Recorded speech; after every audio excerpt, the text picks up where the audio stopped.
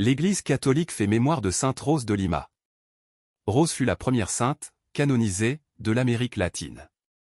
Elle était une sainte de couleur, comme on disait, car son père était un colon espagnol et sa mère, une métisse. Rose naît à Lima en 1586 et y meurt seulement à l'âge de 33 ans, en 1617.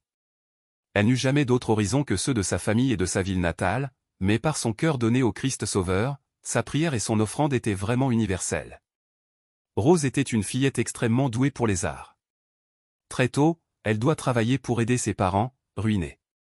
Elle est admise en 1606 dans ce qu'on appelait le tiers-ordre de Saint-Dominique, prenant comme modèle Sainte Catherine de Sienne. Comme elle, Rose continue à vivre dans le monde, gardant les pieds sur terre, consacrée au travail quotidien et au service des pauvres.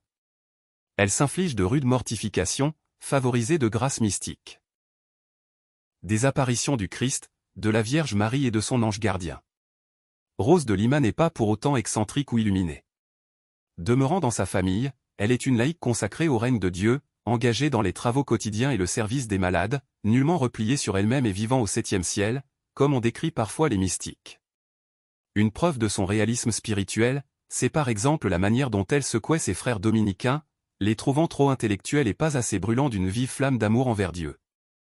Elle avait aussi une grande compassion et une vive solidarité envers les Indiens. Prenant part aux soucis missionnaires de l'Église, Rose portait l'angoisse de leur salut spirituel et de leur libération humaine.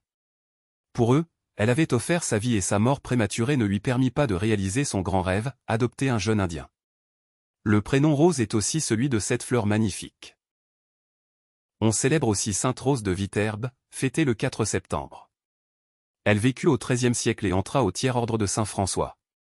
De nombreux prénoms sont dérivés de Rose, Rosa, Rosalinde, Rosine, Rosanna, Rosamonde, Rosie, Rosette, Rosita, Roseline, Rosena. On célèbre également Sainte Roseline le 17 janvier et Sainte Rosine le 11 mars. Sainte Rose de Lima, priez pour nous. Évangile. Ils disent et ne font pas. Alléluia. Alléluia. Vous n'avez qu'un seul Père, celui qui est aux cieux. Vous n'avez qu'un seul Maître, le Christ. Alléluia. Évangile de Jésus-Christ selon saint Matthieu. En ce temps-là, Jésus s'adressa aux foules et à ses disciples. Et il déclara. Les scribes et les pharisiens enseignent. Dans la chair de Moïse. Donc, tout ce qu'ils peuvent vous dire. Faites-le et observez-le. Mais n'agissez pas d'après leurs actes. Car ils disent et ne font pas. Ils attachent de pesants fardeaux, difficiles à porter. Et ils en chargent les épaules des gens. Mais eux-mêmes ne veulent pas les remuer du doigt. Toutes leurs actions, ils les font pour être remarqués des gens. Ils élargissent leurs phylactères. Et rallongent leurs franges. Ils aiment les places d'honneur dans les dîners.